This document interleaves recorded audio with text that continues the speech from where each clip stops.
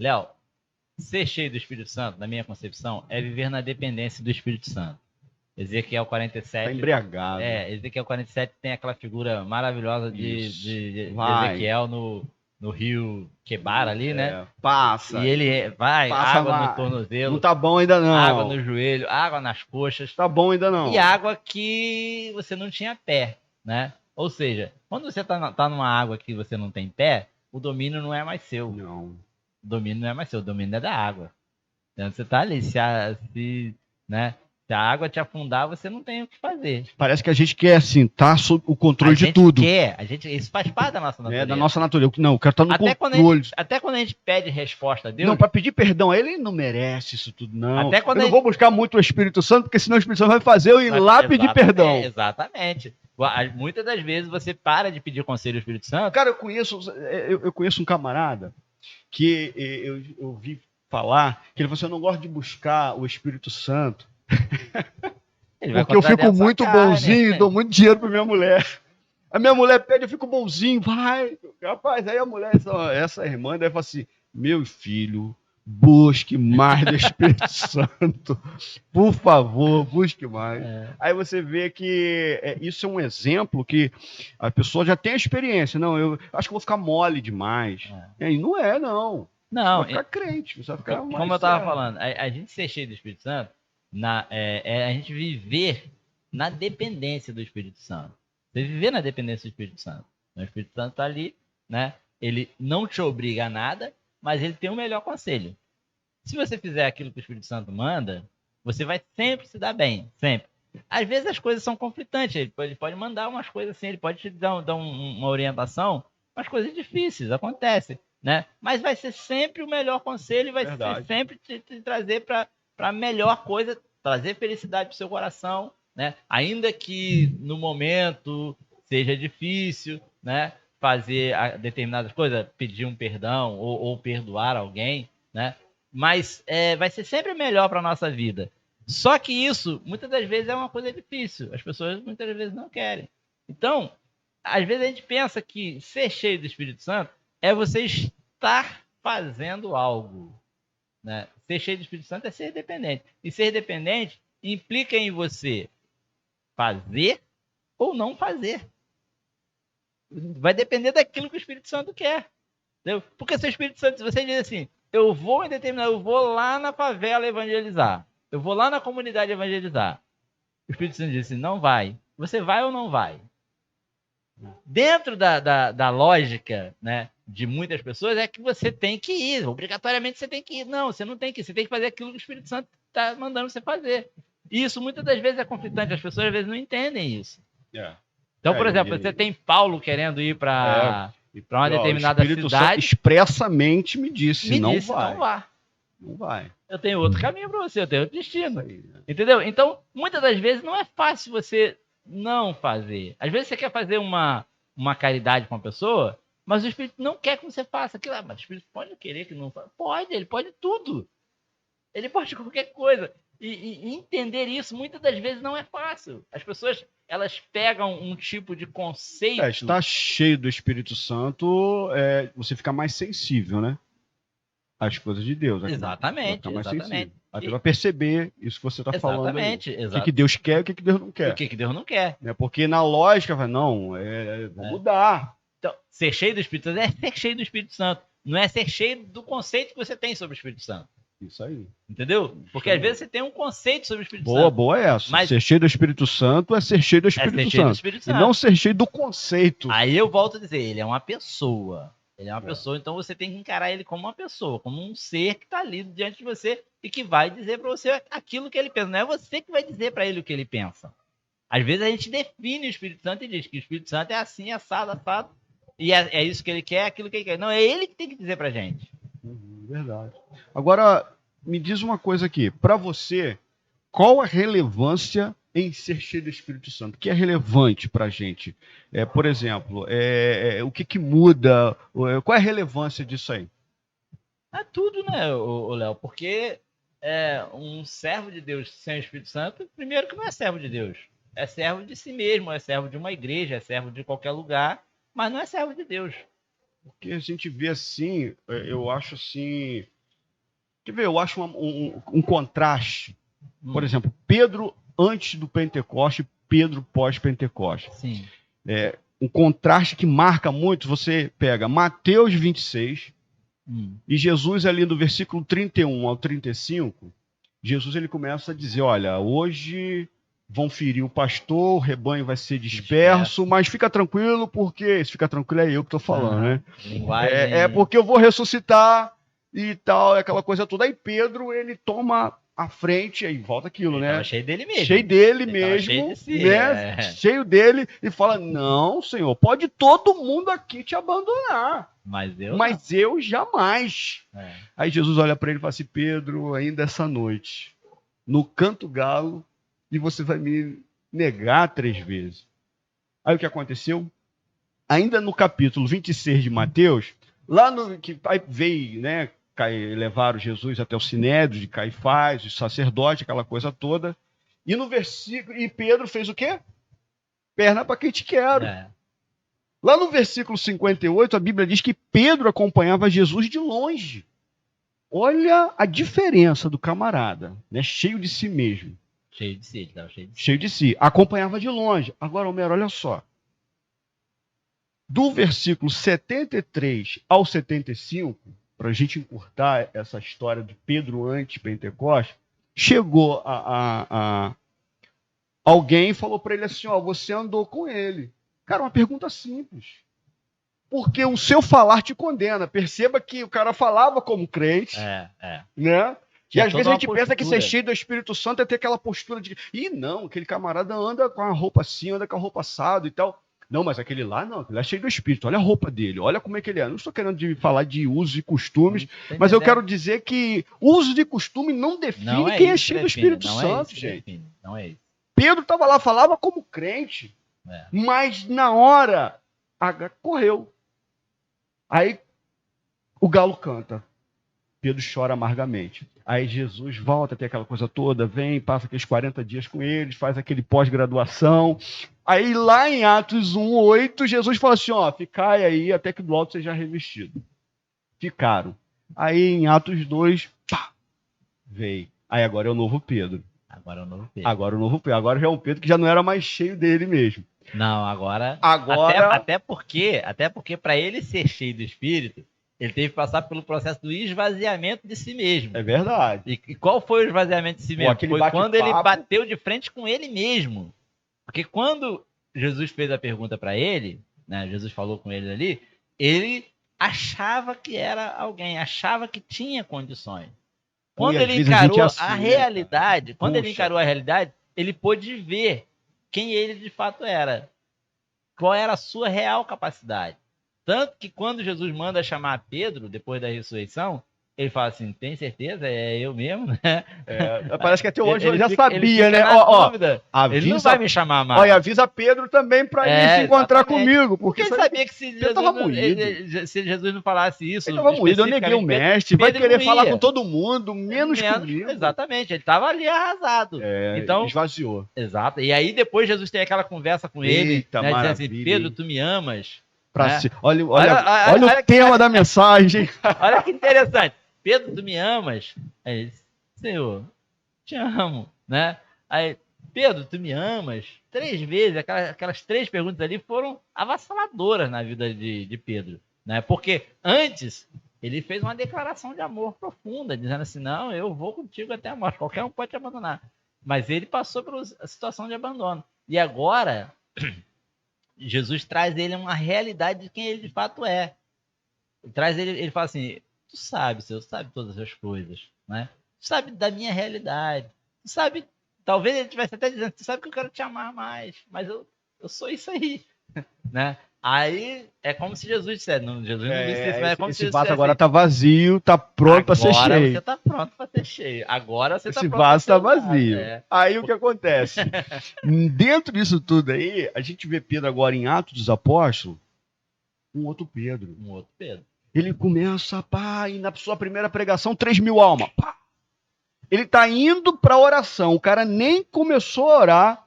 já fez um coxo andar. Agora imagina se aquele coxo pede a Pedro uma esmola quando ele estivesse saindo da oração, ia sair voando. E ele começa agora a ser perseguido porque começa a cidade saber que Pedro, olha, tá falando, tá ensinando sobre Jesus. Agora, olha só que coisa linda. Quando Pedro está lá em Mateus 26, o versículo 58, assistindo Jesus no pátio de Caifás, sumo sacerdote, aquela mesma galera que estava interrogando Jesus para matar Jesus foi o mesmo que chegou depois para interrogar Pedro. Aí lá em Atos 4, 19 e 20, que eles falaram e ameaçaram Pedro, Pedro agora falou assim, não, de forma alguma podemos deixar de falar aquilo que temos visto e ouvido, e vamos falar. Aí eles ficaram maravilhados porque estão sendo agora perseguidos por causa de Jesus. Que outro Pedro? Aí a relevância, né? De ser cheio do Espírito Santo. Olha só que interessante. Essa passagem aí, toda essa história aí, ela mostra uma diferença entre ser cheio do Espírito Santo e estar no poder, agindo no poder do Espírito Santo. Porque isso é diferente, Léo. Isso é muito importante saber. Uma pessoa que às vezes não está agindo com poder, não significa que ela não esteja cheio. Às vezes ela está cheia. Então você tem ali os cristãos que foram cheios do Espírito Santo, receberam poder, mas no segundo momento eles estavam sem poder. Eles estavam dentro de uma casa com medo. Mas eles continuavam cheios do Espírito. Não, justo. Tanto que eles estavam no mesmo propósito, no mesmo pensamento, agindo tudo dentro de de um pensamento a fim de que o evangelho fosse pregado. Então eles estavam todos dentro, mas estavam com medo. Ou seja, eles não estavam imbuídos de poder para fazer. Mas eles estavam cheios do Espírito. Tanto é que o Espírito Santo chega, envolve eles, e aí eles começam a agir com poder e passaram a pregar, né? Com ousadia. Com ousadia. Exatamente. Porque, rapaz, ser cheio do Espírito Santo, às vezes as pessoas confundem muito o propósito disso, né? Porque Jesus, quando ele fala ficar em Jerusalém, Atos 1:8, ficar em Jerusalém, até que do alto seja revestido de poder, e ser-me-eis testemunha, né? Porque a testemunha ali é martirel. Vocês vão morrer por causa de mim. Em prol desse propósito. É por isso que vocês têm que receber e ser cheio do Espírito Santo. Porque isso não é fácil. O martirel, vocês vão receber o dunamis, né? Vocês vão ser um gerador, vocês vão estar bombando, mas porque vocês vão vão morrer. Você, Pedro, vai morrer, segundo a história e a tradição, né? Não segundo as escrituras, mas segundo a tradição. Você vai morrer. E você vai estar tão cheio do Espírito Santo quando você morrer, Pedro, que você vai pedir para você morrer de cabeça para baixo. Né? Não, tranquilo. E dentro de... Não, aqui não tá bom. Um pouco ainda. Dentro de tudo isso que tá acontecendo, você vê o seguinte. Pedro, ele foi cheio do Espírito Santo e um novo Pedro. Um novo Pedro. Um novo Pedro. Não é outra história. Não é aquele Pedro que queria fazer as coisas acontecer. Agora ele é agente de algo que Deus quer fazer acontecer. E sabe qual é o perigo disso? Pedro tinha todas as características de um homem cheio do Espírito Santo antes de Pentecostes. Características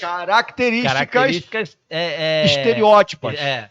Aquela ousadia. Não, sou homem de fé. Tinha quem olhava assim, pô, isso é Pedro, cara. Aí é que tá, Léo. Esse estereótipo fabricado, né, não é ser cheio do Espírito Santo. Né? Não é. Esse estereótipo fabricado não é ser cheio do Espírito Santo. Uma pessoa cheio de ousadia, ela pode ser cheia de ousadia porque ela é ousada, naturalmente ousada. Né? Mas isso não significa ser cheio do Espírito Santo. Porque cheio do Espírito Santo faz o forte se abaixar, se encurvar. Entendeu? Pega um Paulo que é perseguidor e ele vira um perseguido. Teve alguns momentos que ele mandou uma pessoa ficar cega, mas teve momentos que as pessoas bateram nele. Poxa, e ele simplesmente se como é que se diz? Se entregou àquela situação, sem reagir. Entendeu? Então, o que é ser cheio do Espírito Santo? é ser alguém dependente, guiado, levado pelo Espírito Santo. Totalmente. E é muito relevante, porque nos muda. Com certeza. Nos muda. E assim, de fato, né? De fato, não são os meus dotes, né? Os meus talentos, enfim, a gente vai falar o que não é, né? E assim, eu vejo essa relevância. Agora, uma outra coisa também, me ajuda aqui. Pode uma pessoa hoje ser cheia do Espírito Santo e amanhã não ser mais? E o que eu tenho que fazer? Ah, pode, com certeza pode. Né? Porque pode, ontem estava assim, tá murchinho. Porque é aquele Como é que detalhe. Esse negócio aí, cara? Paulo diz assim, não extingais o Espírito Santo. Se Paulo diz não extingais, é porque é possível extinguir, né? Uhum. E aí... Mas se encheu uma vez, não tá bom, não? Encheu até o resto da vida, não?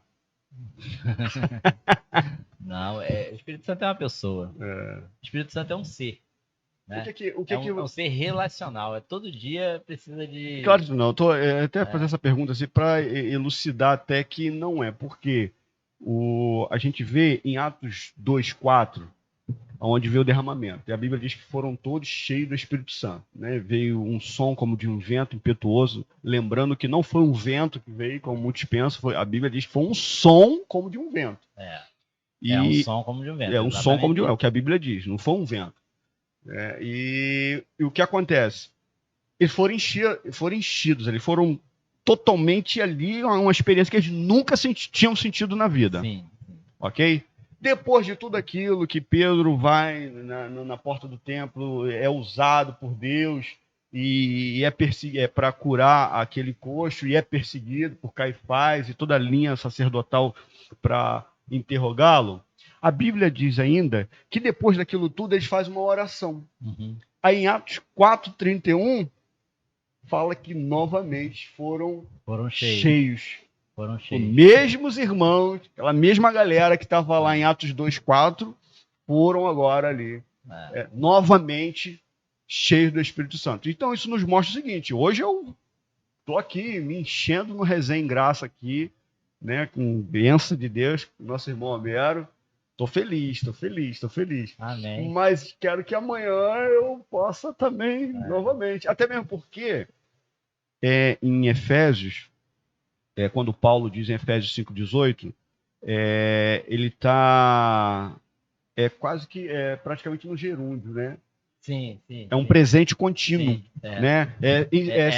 Algo... enchei-vos, não é enchei-vos só, não. É no presente contínuo. Vai ser enchendo. Né? Enchendo. Dando uma ideia de que você enche hoje e continua enchendo, porque amanhã você vai precisar também. E é um presente contínuo. Legal isso. E aqui em Efésios 18, né, eu não sei se você vai passar isso daqui a pouco, mas ele fala assim... Cadê? Efésios 5:18? Ele fala assim, como você se enche do Espírito Santo, né? Ah, sim. Porque, por exemplo, tem muita gente que boa. Como se encher do Espírito Santo? Tem muita gente que não encara isso dessa forma, né? É porque a Bíblia ela é muito dinâmica, a Bíblia é viva, né? Então você tem, é aí que eu falo, relacionamento com o autor, relacionamento com o Criador, relacionamento com o Espírito Santo. O Espírito Santo é o Espírito de Deus, ele inspirou isso aqui, né? Quem melhor para dar instrução a gente sobre isso aqui é o próprio Espírito, é conversando com ele. Com o autor. Com o autor, né? Tem uma história que diz que Rui Barbosa foi fazer uma prova que tinha um texto, não sei se você conhece essa história, que tinha um texto que ele escreveu. E ele ficou reprovado na interpretação do texto que ele escreveu. Rapaz. Porque dentro da norma gramatical... Rui Barbosa? Rui Barbosa. Dentro da norma gramatical, Rapaz, a interpretação não seria aquela. Mas ele falou assim, mas foi eu que escrevi. Ou seja, quando alguém escreve uma coisa, ela é autora, ela que sabe o que ela está dizendo.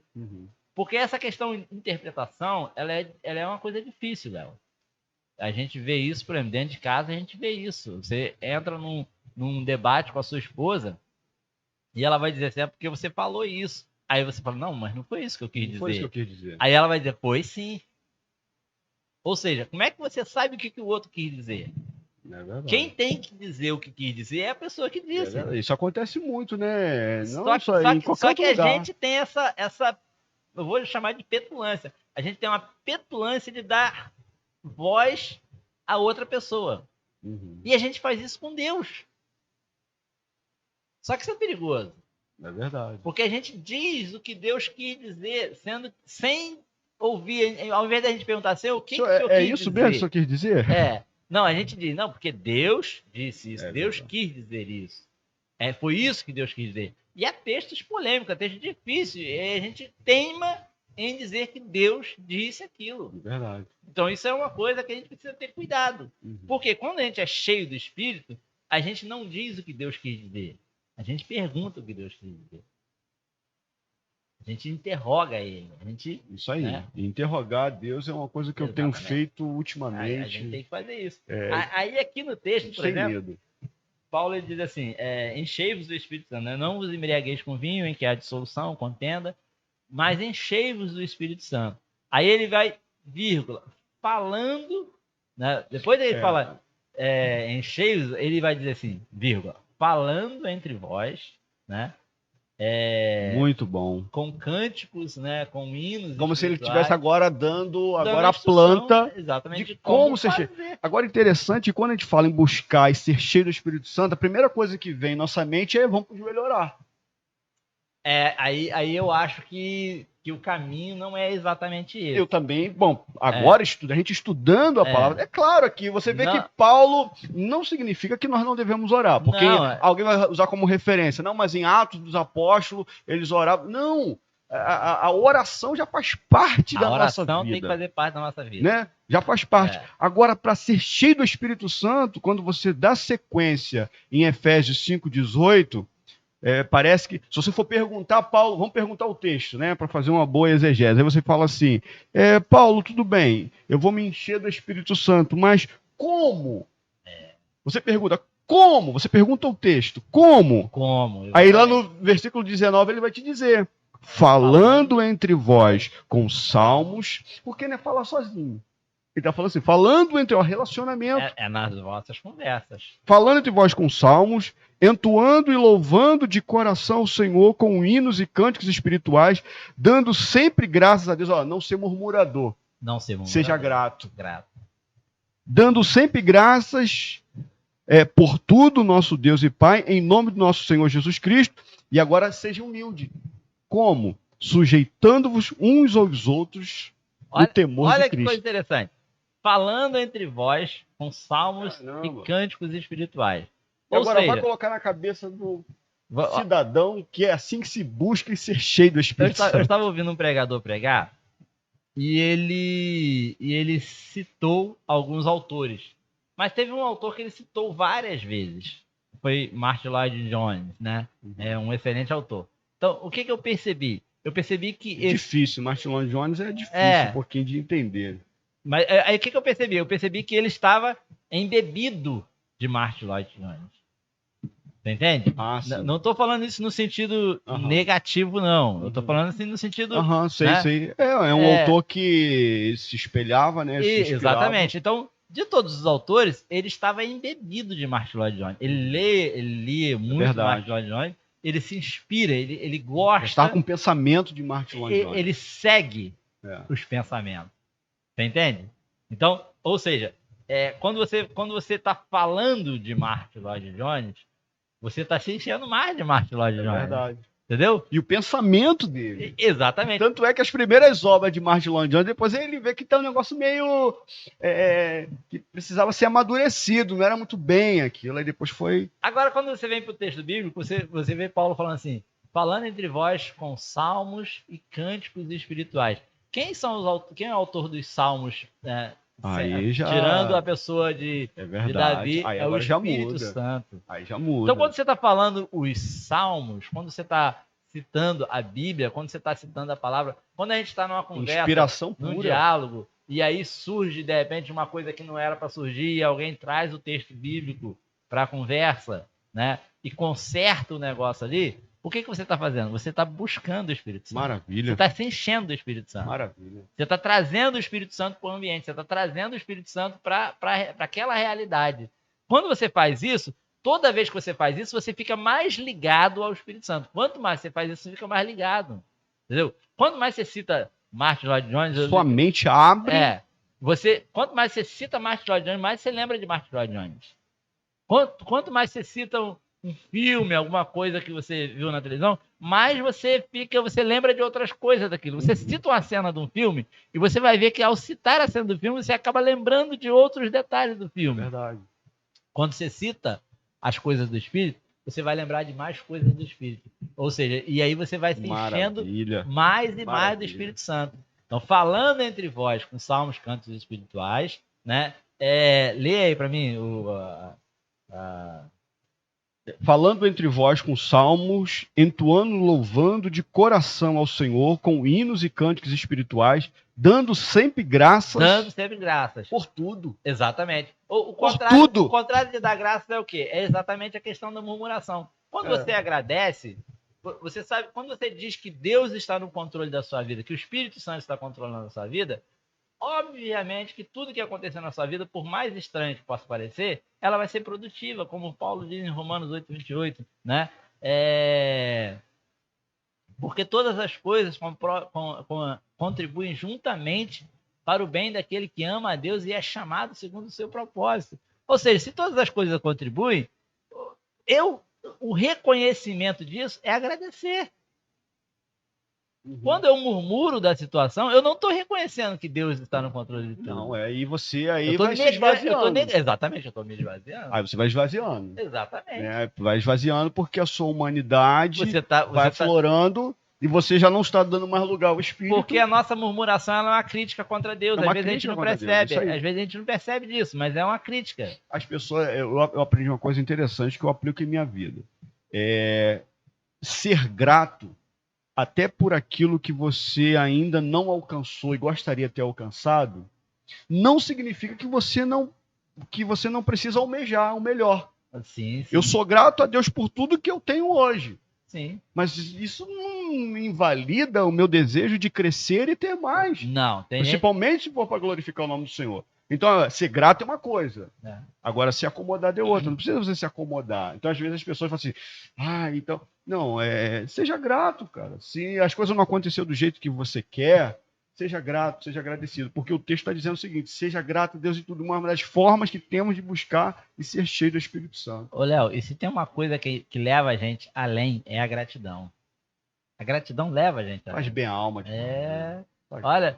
Se você tem um patrão, você trabalha para esse patrão e você é grato a esse patrão, a chance dele te proporcionar coisas melhores é muito maior do que se você é crítico. A crítica afasta. Benção.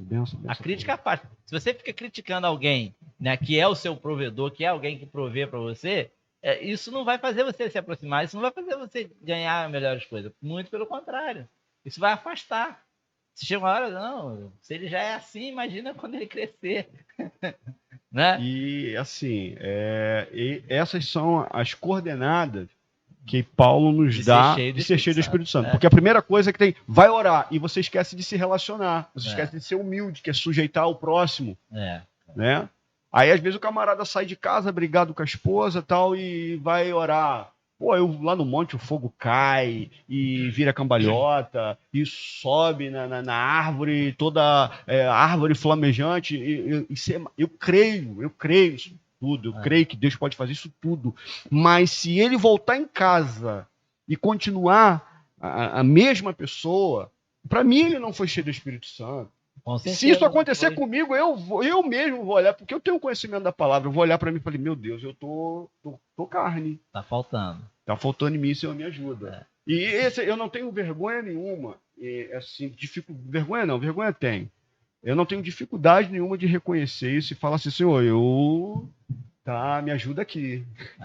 Me ajuda aqui, porque tá ruim pro meu lado aqui, me ajuda aqui. E aí você falou uma coisa que é interessante. Por exemplo, se você chega em casa e reconhece as suas falhas, você está cheio do Espírito Santo ou você está vazio do Espírito Santo?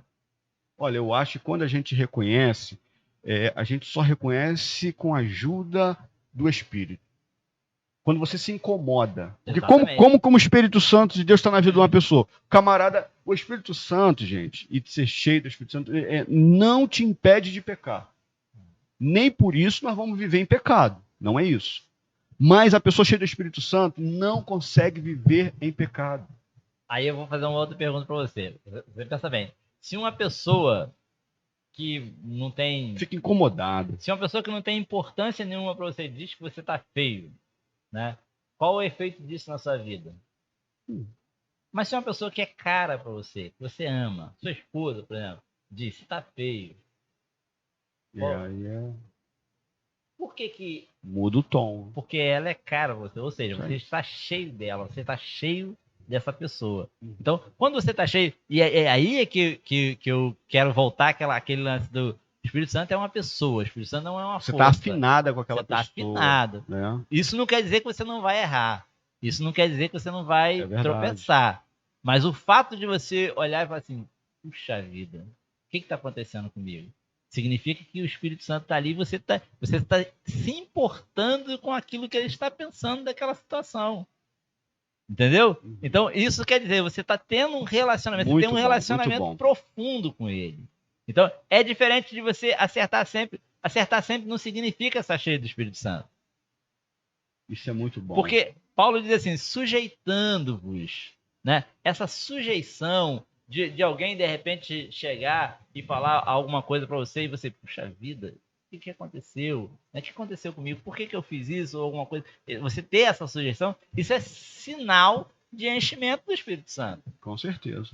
Admitir, Léo, quantas pessoas escondem as suas falhas?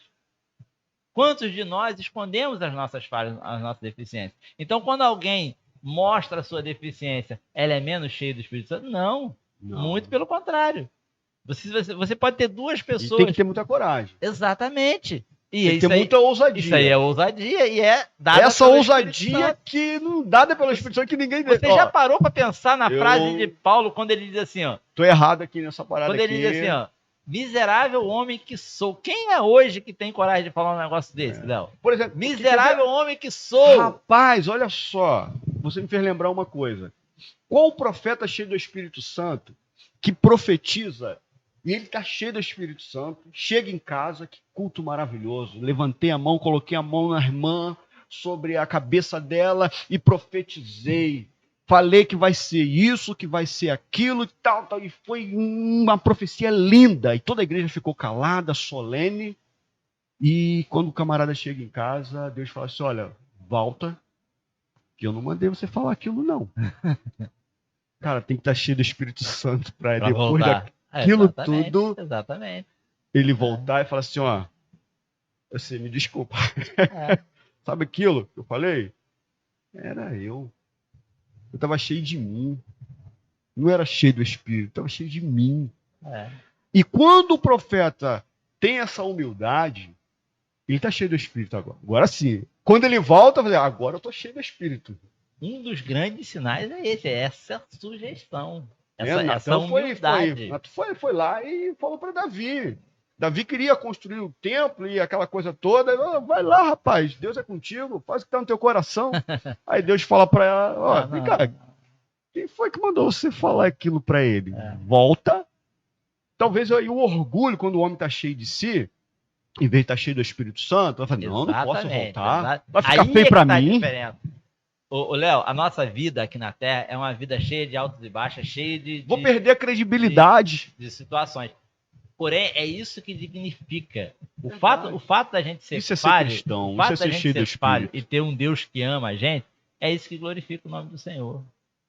Tô em falta, me perdoa, vou acertar, tô passando por um momento difícil, mas tô aqui, tá? É isso aí.